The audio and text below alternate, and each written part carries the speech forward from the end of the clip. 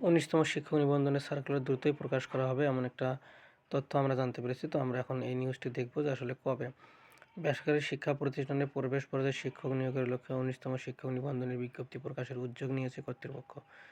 আসন্ন ঈদুল ফিতরের পূর্বে এই বিজ্ঞপ্তি প্রকাশ করা হতে পারে বলে জানা গেছে। মঙ্গলবার ৩ মার্চ বেসরকারি শিক্ষক নিবন্ধন ও প্রত্যয়ন কর্তৃপক্ষের একটি সূত্র জানিয়েছে, 19তম শিক্ষক নিবন্ধনের বিজ্ঞপ্তি প্রকাশের জন্য চলতি সপ্তাহ থেকে শূন্য পদের তথ্য সংগ্রহ শুরু হবে। এই রিকগনিশনের জন্য শিক্ষা প্রতিষ্ঠানগুলোকে 10 দিনের সময় দেওয়া হবে। এরপর ঈদের আগেই 19তম শিক্ষক নিবন্ধনের বিজ্ঞপ্তি প্রকাশ করা হবে। তবে কোনো কারণে যদি এই রিকগনিশনের সময়সীমা বাড়ানো হয় তাহলে বিজ্ঞপ্তি প্রকাশের সময়সীমাও পেছাবে। এ বিষয়ে জানতে চাইলে এনটিআরসির chairman Mohammad Aminul Islam the daily ক্যাম্পাসকে বলেন, আমরা ঈদের আগেই 19তম শিক্ষক নিবন্ধন বিজ্ঞপ্তি প্রকাশ করতে চাই। বিষয়টি নির্ভর করছে শূন্য পদের তথ্যের সংগ্রহের উপর। ঈদের আগে বিজ্ঞপ্তি প্রকাশ করা হলে আবেদন গ্রহণ শুরু হবে ঈদের পর থেকে। কোনো কারণে ঈদের আগে বিজ্ঞপ্তি প্রকাশ সম্ভব না হলে ঈদের পর বিজ্ঞপ্তি প্রকাশ করা হবে বলেও জানান তিনি। তো এদিকে বেসরকারি শিক্ষা প্রতিষ্ঠানে শিক্ষক নিয়োগের 19তম নিবন্ধন পরীক্ষায় এমসিকিউ পদ্ধতিতে হবে বলে জানিয়েছে এনটিআরসি চেয়ারম্যান আমিনুল ইসলাম। এর আগে সামাজিক যোগাযোগ মাধ্যম ফেসবুকের বিভিন্ন গ্রুপ ও পেজে 19তম শিক্ষক নিবন্ধন লিখিত পরীক্ষা থাকবে বলে খবর ছড়ানো হয়। বিষয়টি সম্পর্কে জানতে চাইলে এনটিআরসি চেয়ারম্যান বলেন, 19তম নিবন্ধনের পরীক্ষা কোন পদ্ধতিতে হবে সেটা সার্কুলারে উল্লেখ করা আছে।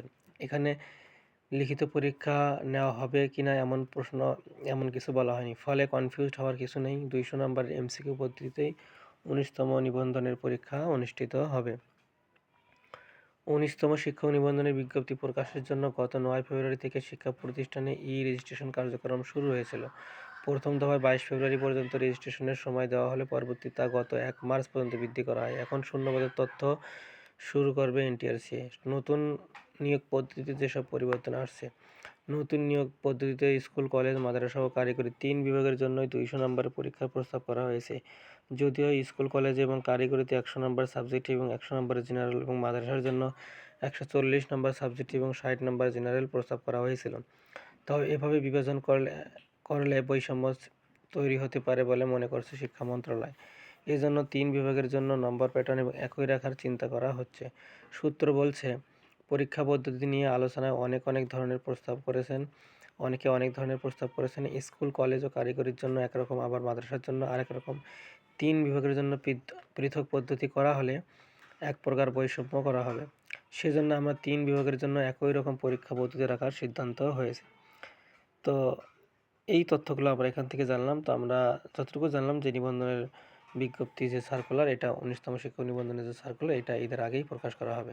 তো দেখা যাক কর্তৃপক্ষ কী করে।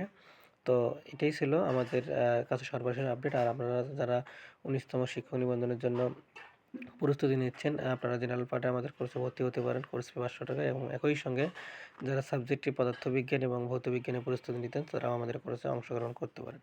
তো সকলকে ধন্যবাদ জানিয়ে আজকের মতো এখানেই শেষ করছি। আসসালামু আলাইকুম।